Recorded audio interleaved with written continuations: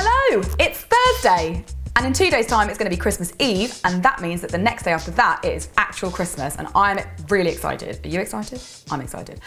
And if you've forgotten to make your Christmas cake this year, then don't worry, because this recipe is for an alternative Christmas cake, which is packed full of chocolate and fruit and is way more delicious than regular old Christmas cake. This cake is going to have 8 layers, and that is a lot of layers, so we better get cracking. Now I'm going to make 2 different sponges. One is a rich, moist chocolate cake, and the other is a light, melt-in-the-mouth malt cake. And I'm going to start by making the malt cake, which uses a traditional creaming method, starting with butter and sugar. And now in my bowl, I already have 250 grams of soft unsalted butter, and I'm going to add 250 grams of caster sugar to that. I'm going to beat that together for about 5 minutes on quite a high speed, and that is going to start the aeration process for this cake. Now beating it for this long is going to make it nice and pale and light, and that is going to make this cake turn out really light as well. Now, as you can see, it's gone much paler than it was when it started, and it's gone really whippy. So now it's time to add the eggs, and I've got 4 large free-range eggs. I'm going to add them one at a time, beating for about a couple of minutes in between each one.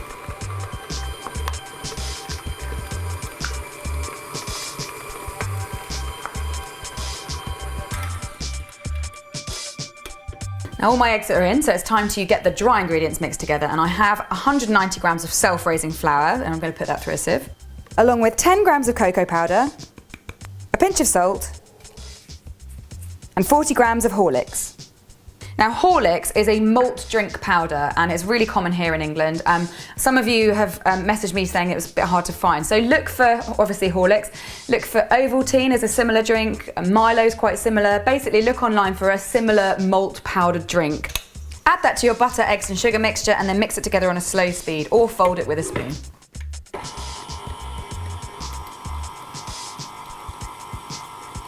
Once it's started to come together, you can then add your 3 tablespoons of milk. I've also added a 1/4 teaspoon of vanilla here, and just mix that until it's all combined and smooth. Right, that's ready to go. So I've got 2 8-inch tins here with loose bottoms, and I've greased them really liberally with butter. So now I'm just going to divide the batter evenly between both tins.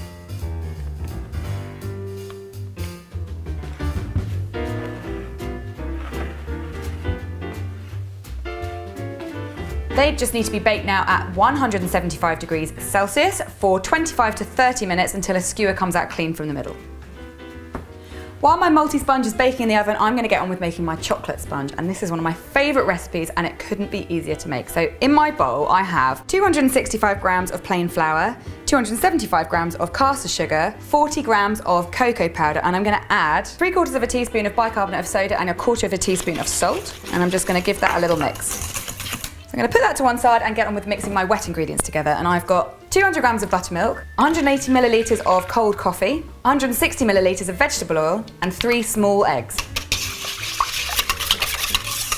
Now some of you are always a bit alarmed when I add coffee to my chocolate cake, but don't worry if you don't like coffee, because this isn't going to turn it into a coffee cake, it's just going to enhance the chocolate flavour. And now all I need to do is put my dry ingredients into my wet ingredients and mix it all together.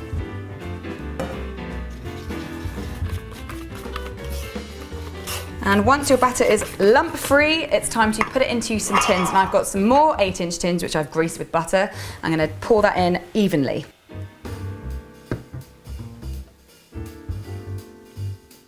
And these ones need to be baked at 10 degrees less, so 165 degrees C. So when your other ones come out, whack the temperature down to 165 and bake these for 25 to 30 minutes. So while my cakes are cooking, I'm going to get on with the fillings. And because it's Christmas and I don't like doing things by halves, I'm making not 1 but 2 fillings, and they're both going to be mascarpone cream fillings. I'm going to be making a chocolate one and a fruity one, and I'm going to start with the fruity one. So I'm going to make a fruit goo for that, starting with 400 grams of frozen mixed sort of winter fruits, like anything like forest fruits. And I'm going to add 50 grams of caster sugar and just cook that over a low heat for about 15 minutes. After my fruit goo had cooked down, I sieved it really well and then left it to cool, and this is what it turns out like. It's really sort of thick and jammy and really rich, and I'm going to use that in my first of the fillings. So to start with, I've got 250 grams of mascarpone cream, and that has been left at room temperature because I don't want it to be too cold when I start. And I'm adding 4 tablespoons of that lovely fruit goo. And I'm now going to sieve in 120 grams of icing sugar as well. And I'm going to beat that all together with my hand whisk.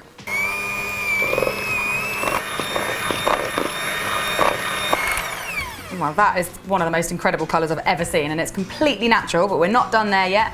I've got 120 millilitres of double cream, and I'm just going to whip that to soft peaks. And now I'm just going to fold the two together.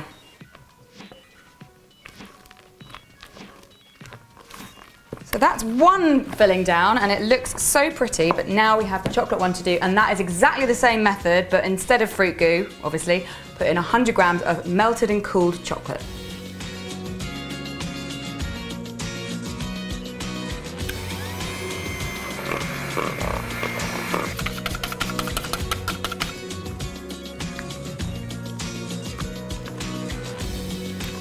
Okay, so that's my two fillings done, and my cakes are just cooling down, so now I'm going to make some really delicious icing, and this is going to be a white chocolate Swiss meringue buttercream, and this is going to be used to cover the whole cake, and it is so delicious and silky and rich. It's the perfect thing for a really special cake, so it all begins over by the hob. Now I have a saucepan with a bit of simmering water in, and I've got a bowl with 3 large egg whites. I'm just going to put that on the top and add 225 grams of caster sugar. And over a medium heat, I'm just going to stir those until all the sugar is dissolved.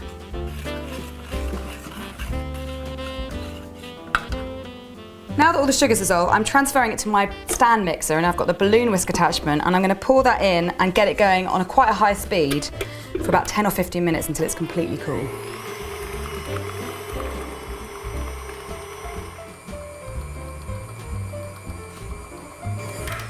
I'm back, and this has had about 15 minutes now, and the reason it's really important to get this to be cool is that now I'm going to add some soft butter, and I've got 300 grams, and it has to be really squeezably soft. If I put it in when it's not cold, then it's all just going to melt, and that's not what we want. So I'm going to get this going on a high speed and just add your butter in a little bit at a time.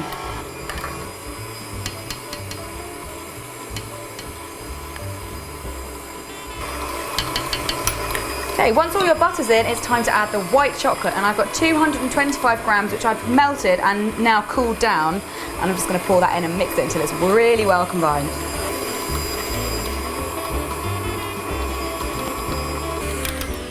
Right, that is all my white chocolate in, and this is just so lovely. It's really smooth and really silky, and it tastes really tasty.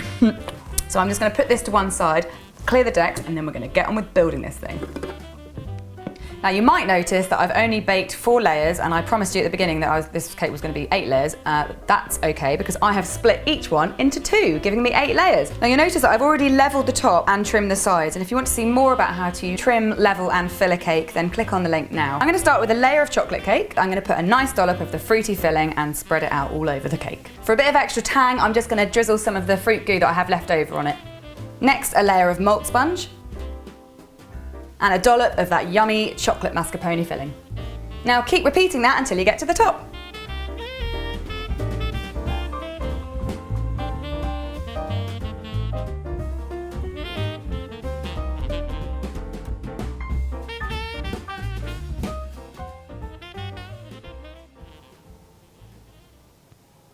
Now I'm just going to tidy up the edges and give this whole thing a crumb coat and put it in the fridge. Giving it a crumb coat is really going to lock in the crumbs so that when it comes to decorating it, it's going to be nice and tidy. And if you want to see more about crumb coating, be sure to check out my videos. There's a link on the screen now.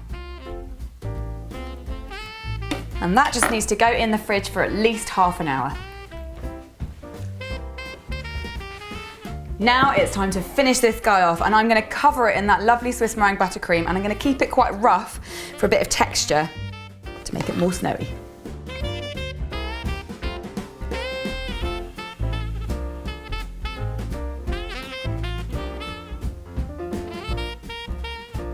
And it's done. So you can just decorate this however you want to make it as Christmassy as you can. I'm going to decorate mine with little gingerbread houses that I made using my recipe from last year. And if you'd like to know the recipe for that, then click on the link.